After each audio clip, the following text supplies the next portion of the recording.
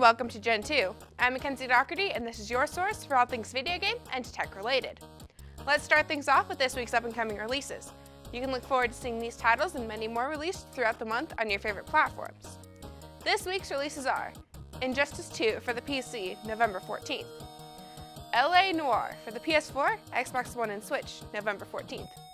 LEGO Marvel Superheroes 2 for the PC, PS4, and Xbox One, November 14th.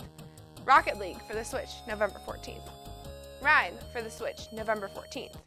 TANNENBERG Steam Early Access launch for the PC, November 16th.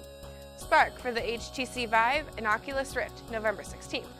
Star Wars Battlefront 2 for the PC, PS4, and Xbox One, November 17th. Pokemon ULTRASUN and Pokemon Ultra Moon for the 3DS, November 17th. Skyrim VR for the PSVR, November 17th. Skyrim for the Switch, November 17th. The Sims 4 for the PS4 and Xbox One, November 17th. These games and many more will be releasing throughout the month, so be sure to keep an eye out for them. Up next, check out What Happened With. Hello, I've decided to shed this modern complicated life and move out to a farm, but while I'm waiting for these crops to grow, welcome to What Happened With. This week we're looking at what happened with Stardew Valley. Stardew Valley is a farming RPG made by Chucklefish, released in 2016. The game has you playing a farmer who got fed up with their current job and moved to a small town.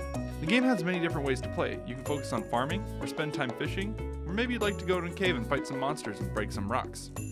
Or maybe you'd just like to spend some time hanging out with the villagers at Pelican Town. The main goal of the game is to make enough money so you can upgrade your home and possibly get married. You know, like real life, but cute and more fun than real life because it's cute. The overall theme of the game is interesting on the whole.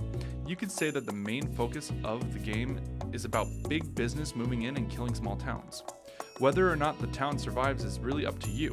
If you play the game the easy way, you can buy your seeds and sell your crops directly to Jojo Mart, the new megabox store in town, or you can decide to invest back in the town and buy from the local shops. When you do that, you'll start seeing the benefits from the other characters in the town.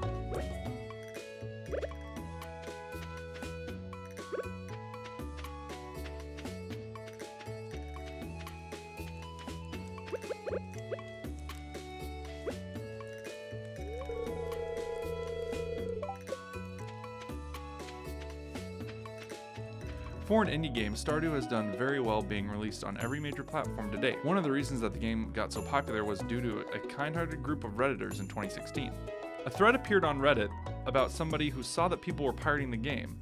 This person offered to buy the pirates legitimate copies of the game. After a while, the thread blew up to people just buying the game for people who didn't have it. With all the goodwill from the community, it allowed Stardew to make the jump from the PC to the console market. Since the game's only a year old, it's really hard to talk about what happened with it. But I do want to take a minute and talk about some things that I really like about the game. First of all, I should say, I love this game. The fact you can customize your character is a big plus for me. I love looking at my cute little farmer running around in his boots and stuff. The art style is so gosh darn cute. All the people and the animals look amazing. Look at this dog. It's an amazing dog. He's such a good boy. Look at how cute he is. Not to mention the fact that you can romance characters. It's amazing. You get to ship characters. It's so much fun. Everything in the game is just so sweet. I really, really love this game.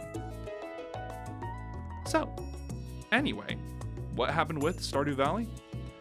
Well, a small indie game managed to knock it out of the park. So much so that people went out of their way to gift it to others.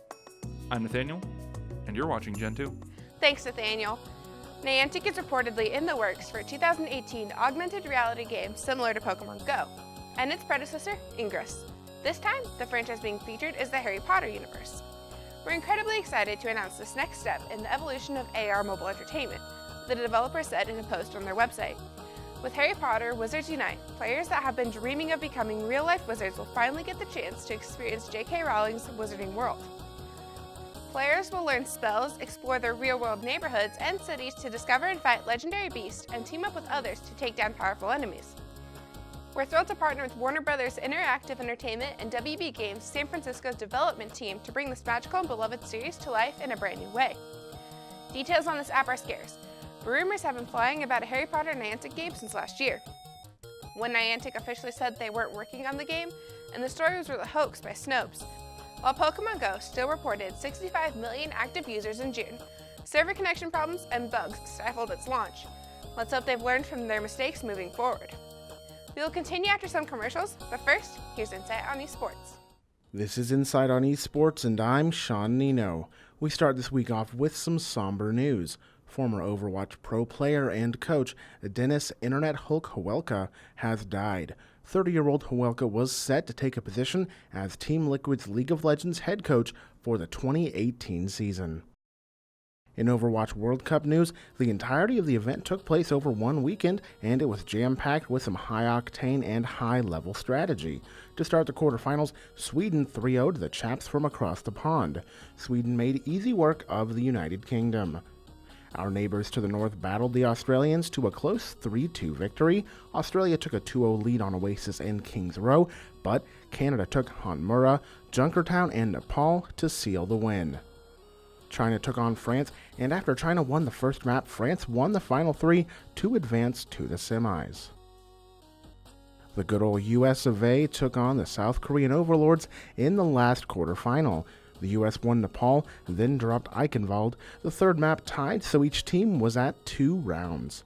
South Korea took the final 2 maps and moved on to the semifinals. Canada and Sweden fought back and forth in a 3-2 matchup, and Canada came on top, winning the final 2 maps. And South Korea had a straightforward 3-1 victory over France to move on to the finals. With the finals being a best of 7 instead of a best of 5, Canada and South Korea had a little bit more room for mistakes. South Korea took advantage of the Canadian mistakes and took home the Overwatch 2017 World Cup with a 4-1 win. Last week, I predicted an SK Telecom T1 3-2 victory over Samsung Galaxy in the League of Legends World Championship. I could not have been more wrong. The first match was slow to action. Samsung picked up the first 4 kills of the series at 23 minutes after trying to secure Baron Nashor. The entire play would have worked, but SKT Peanut stole Baron, and Samsung made SKT pay for it. Samsung won the first game. During the second game, SKT got a bit of a lead early, but it all came crashing down at 20 minutes. Samsung quickly ballooned out their lead to 10,000 gold, and the second game was quickly pulled from the grasps of SKT. With a 2-0 lead, Samsung needed to continue what they had been doing and not allow SKT a break. In the third match, SKT secured a 9-2 lead in kills, and until 30 minutes it looked like SKT would win this game. Samsung used their superior team fighting to earn the Game 3 win, the series victory, and to get revenge for last year's World Finals. Samsung broke SKT's chance to win a 3rd straight world title. Thanks for watching Insight on Esports. This week I covered the death of Dennis Internet Hulk Hawelka, South Korea being crowned in the 2017 Overwatch World Cup, and Samsung Galaxy 3-0ing SKT at the League World Championship. I'm your host, Sean Nino. Let's send it back to Gentoo. Welcome back to Gentoo. I'm your host, Mackenzie Doherty, and you just saw Insight on Esports. Now it's time for NWIRL, where we'll take a look at some of the nerd culture right here in Maryville. Hello and welcome to NWIRL. I'm Justin Wood, and this is the show where we meet you, the nerds, right here on Northwest Campus. Let's jump right in to meet this week's featured nerd. Well, ain't that something, Fritz?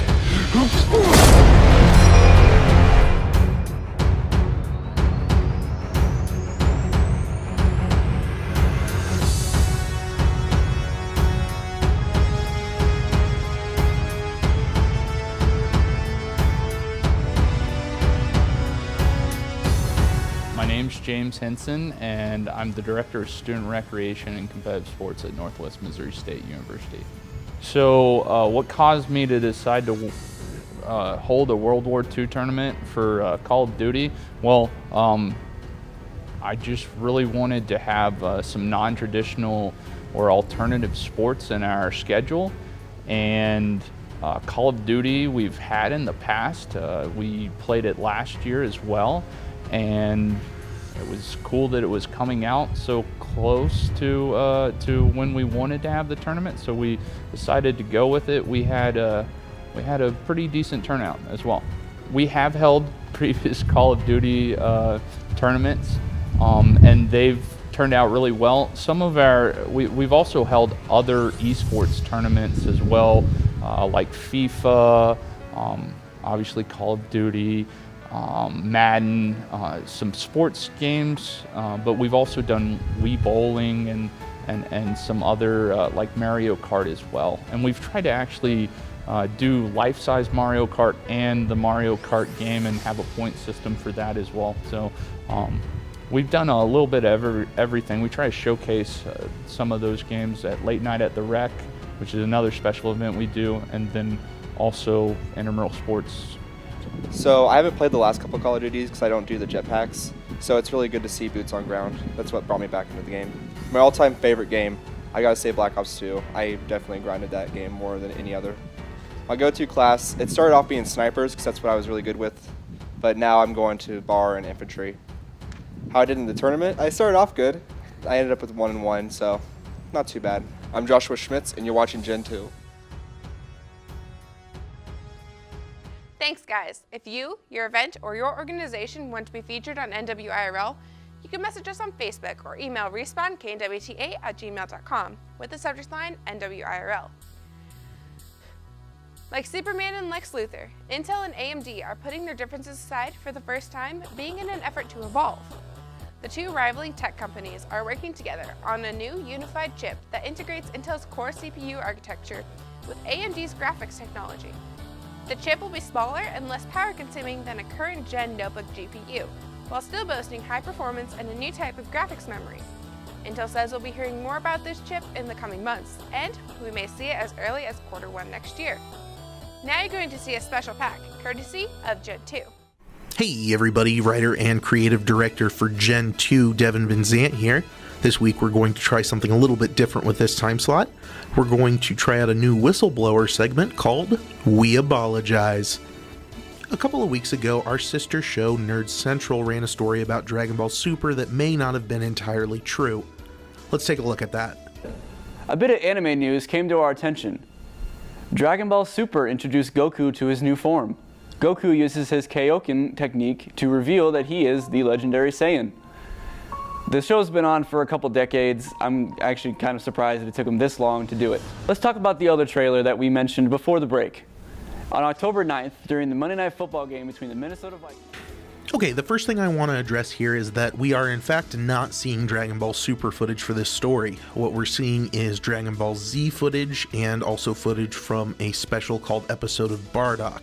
It's a non-canon movie about Goku's father. So we're seeing Goku's first transformation into Super Saiyan 1, as well as the transformation of his father, and we're not seeing any Dragon Ball Super footage at all, which is a shame because Dragon Ball Super has come a long way since it started. So the main problem with this story is that it claims that Goku takes his spot as the legendary Super Saiyan, which, depending on what your view of the moniker is, could have already happened in episode 9 of the show. What's happening here is that every time we get a new transformation from Goku, there's somebody online that wants to call it the legendary Super Saiyan. It's because we've never actually seen a Super Saiyan that exactly fits the description we were given. The other thing is the reference to Kaioken. Using Kaioken in conjunction with Super Saiyan is something that we've wanted to see forever, and when Goku finally does combine the Super Saiyan transformation with the Kaioken technique, it's with Kaioken Super Saiyan Blue. So what's really going on here is, in this episode, Goku is fighting Jiren, who is an alien from another universe that has been described as the closest that Dragon Ball will ever get to seeing Superman. So Death Battle fans, this episode's for you. Goku is just getting absolutely destroyed, even in Super Saiyan Blue Kaioken times 10. And a spirit bomb falls back on him, recharges his energy, and he breaks his limit, comes out of his shell, and becomes Ultra Instinct Goku, which is not a form of Super Saiyan at all, but rather a technique that Whis was teaching Goku. This form allows Goku to use 100% of his full power without even needing to think. His legs and arms move by themselves. So, Dragon Ball fans, we apologize. We hope you can find it in your hearts to forgive us and continue to turn to Channel 8 for your news and entertainment. Thanks to Nerd Central for letting me rip apart their show on TV. This is something we've been talking about for a while, and I'm excited that it's finally done. Now back to Gentoo. Thank you for watching Gentoo. I'm Mackenzie Doherty. Stay tuned for Project Delta, where bad games go to die and good games get played badly. Gentoo and Delta air each week, Monday through Thursday at 8 p.m. And you can watch our content online at facebook.com/Gentoo8 and on KNWT's YouTube page. Hello and welcome to Project Delta. I'm Devin Van Zant, and this week we have, I'm Nathaniel Cochran, who is, the host of Nerd Central. who we're doing a tie-in with this week. Injustice 2 is coming out on the PC this week, and Justice League is coming out as well, so we figured we'd do a little tie-in and play some Injustice 2 on the console. So, away we go. Ow, that was rude. You did not need to hit me like that. Well, don't get in my way. I mean, yeah. So, I haven't played this Injustice, but I played the older Injustice that came out a few years ago. God, when I was still in high school. Oh, I was so young and innocent back then. So, yeah, and Devin has played a lot of this Injustice. A lot of this Injustice. So, I'm going to get whooped up on, possibly for a couple rounds, depending on how this goes. Also, his face masks look really gross. You don't like anything. I don't like bad character design, I'm sorry. No, I just don't like things that are bad. I mean, yeah. Things that are objectively bad from my standpoint. I'm just saying, like I like good character design. Been forever. This Oliver Queen looks pretty. Sprinting. How does sprint in fighting games? I feel like I'm doing less damage to you. Is that true? A little. Okay, one of the things I don't like about this game is that it will scale characters' levels so that we have even health and like even strength and things like that. After they added the RPG elements, they will not compensate for gear. So you're wearing like default level 1 stuff, and you are like not. I'm trying to let you get some hits in because you are not. Do not do that to me. This needs to be a legitimate fight. You really? Okay. Either it's a complete loss or it's nothing, all right? Prepare to get stomped. That's okay. I chose my best cheese character, all right? There's a reason why I did this, because I know all the combos for Green Arrow. Well, I am playing with my main at the moment. I assumed as much, because you're like, oh, I'm going to select Green Lantern. That's my... Anyway. But yeah.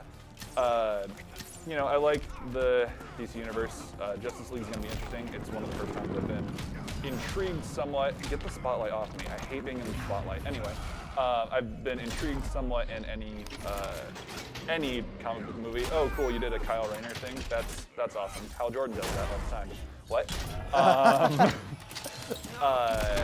I'm being petty about comic books. Surprise, surprise! A comic book fan being petty about something in a comic book. Wouldn't you know it? Somebody got really upset that Green Lantern actually uses his fists in this game. I mean, he does sometimes, but usually he does a fist with like a ring attachment to it, if that makes sense. Like, the ring will be glowing, but he'll hit with his fists, so. Boxing gloves, claws. Yeah, et cetera, et cetera, et cetera. Campy stuff. Yep, just like Green Arrow. Exactly. Yeah. So, a character that's being taken a lot more seriously lately, and I'm okay with that. But I like campy Green Arrow. I like the boxing glove arrows. Yeah, of course, of course. Oh wow, that's a little aggressive there, Hal. You don't need to like. Going back, I didn't finish my thought. Justice League actually looks intriguing to me, and that's surprising because comic book movies and me, I don't have a lot of appeal to them, even though I'm the host of Nerd Central. So yeah, that says something about me. That I'm a bad human being, but yeah, it seems to look. I don't know. Something about Aquaman looks like it's gonna have a lot of redeeming qualities. So that skin, though. The Mia Dearden colors. No, it's more of the hat with the techno armor. Yeah. Is this Swamp Thing's map? It is. Want to know how I knew? There's a crocodile. You still fight with arrows? That gonna get death ruled by a crocodile. That's not my joke. I can't make that joke, but I'm gonna make it anyway. An achievement in this game called Killer Croc for finishing somebody by throwing the crocodile at him. Ooh, okay. So he plays like Ares, Blue Beetle. Makes sense to me. Yeah, I like. They really did a good job of like diversifying abilities in this game. Some people have like usable, drainable abilities like eye lasers or something. Yeah. But then like a character like Blue Beetle, his ability is just to switch fighting styles, and I think that's really cool. Yeah, well, similar to Wonder Woman from the last game also. Yes. Wonder Woman's ability in this game is randomized. Ooh, interesting. Yeah, it's just a random blessing from a random god, and it'll do like something. Ow, the fireball though. It's cool in theory. The people in the competitive scene hate it because they never know what they're gonna get. Oh yeah, of course. Is that alligator? I'm sorry. Is that alligator alive? No, I think. Boy. Hold on. Let's explore this. Huh? No. I don't Okay. think Anyway. it is. Anyway, back to the. Glad we stood still for a while. Hey, we looked. It was important. Yeah, no, this game, it has a gear system and like RPG style skill system, which a lot of traditional fighter players are not really liking so much, so it does have the option to kind of strip yourself of that and just go in based on skill, and they remove abilities and things like that. But I honestly, I like all of I prefer the shader system to a skin system because it's much more diverse, and they also have skins in the game that allows for, instead of having like, oh, I want, you know, a 4th Batman Beyond skin or something, Yeah. you can, Supergirl has Power Girl and Yeah. Cheetah has Vixen, and you can sort of include those characters that don't get a lot of love just as skins, which I think is really neat. That's interesting. Yeah. That's one of the things that I saw in the trailers that I was like, again, me being a broke student, I have no time or money to buy full price games, so I pay for a lot of used and Go somewhere that's not. used games that have been out for a while. So, i.e., buying games that cost like $5. Speaking of money, Yeah. I actually really like the way this game handles microtransactions. Yeah. The way they have it, the stuff in game, your armor, your stats, anything that really affects gameplay, none of that is linked to a fake currency. You can't pay for anything to advance your character. All you can pay for are, you can pay to get your character to level 20, which honestly I don't care that much about because the levels themselves don't matter really. But everything else is cosmetic. You can pay for skins, you can pay for shaders, you can pay to make gear look like other gear, but when it comes down to it, you will not get any better at this game by paying, and I think that's really cool. The other thing they did is they sold the Ultimate package separately from the Ultimate Edition of the game.